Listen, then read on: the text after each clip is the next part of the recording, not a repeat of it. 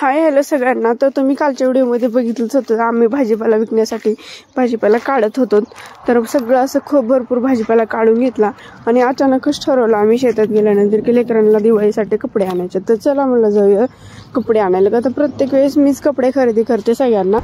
सगळेजण असे नाही का, सगळ्या लेकरांना पण आवड असते की मऊ छान छान कपडे आणते. म्हणजे वडील पण असं नाही की वडील पण खूप क्वालिटीचे कपडे आणतात प्रत्येक वेळेस लेकरांना. मग ते होते तर म्हटलं चला गाडीवर उद्या भजे दिवस, जर उद्या गुरुवार होता ना, बाजाराची जास्त गर्दी असते, म्हटलं चला आजच आणूया. आणि परवा तर आम्हाला जायचं होतं. मग अचानक 6:30ला प्लॅन केला आम्ही आणि निघालो. रस्त्याने आठवत होतं कोणत्या दुकानात जायचं. त्यांना एक माहिती होतं की मठात म्हणजे तिकडे एक मंदिर आहे, त्या मंदिराकडे एक दुकान आहे. म्हणलं ठीक आहे, ते रंगोलीचे म्हणलं. मग गेलो आम्ही, शोधत ते सापडलं आम्हाला. का तो खूप दिवसांनी चालले होते ना मी पण, आणि माझे पण कपडे मी ह्याच दुकानात घेत होते अगोदर, नवीन झालेले होते. अगोदर गावामध्ये होते, आता इकडं ट्रान्सफर झालं होतं, मोठं झालं होतं. आणि मग बघितलं आम्ही फुल ड्रेस दाखवायला लागले. ते पण असे काही व्यवस्थित नाही वाटले नाही का, जीन्स वगैरे ते खराब होतात मुलांच्या लगेच.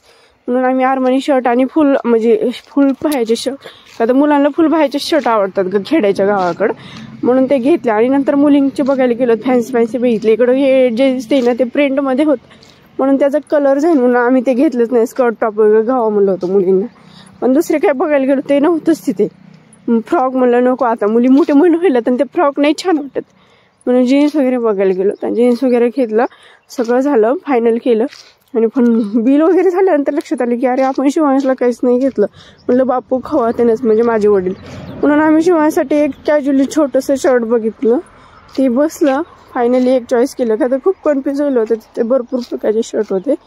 नंतर आम्ही निघालो, बिल वगैरे केलं, पाणी वगैरे पिलो तिथं आणि फायनली घरी आलोत.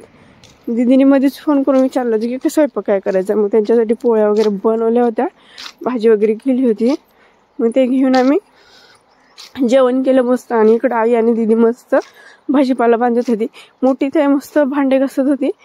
म्हणलं चला आता आम्ही माहेरी आलो ना, आम्ही तिघी पण काम करत होतो. यावेळेस आईचं दुखत होतं, टायफॉइड झाला होता, म्हणून तिघीने आईला काहीच करून दिलं ना. आम्ही सगळे कामं पटापटा केलं. आणि आता मुली पण मोठ्या झाल्यात, मुली पण सगळं काम करतात, भांडे वगैरे घासणं सगळं काम करतात मुली.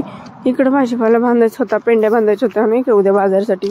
पुन्हा त्यानंतर पाण्यातून काढलं धुवून. चला टाटा बाय बाय, भेटू उद्याच्या व्हिडिओमध्ये.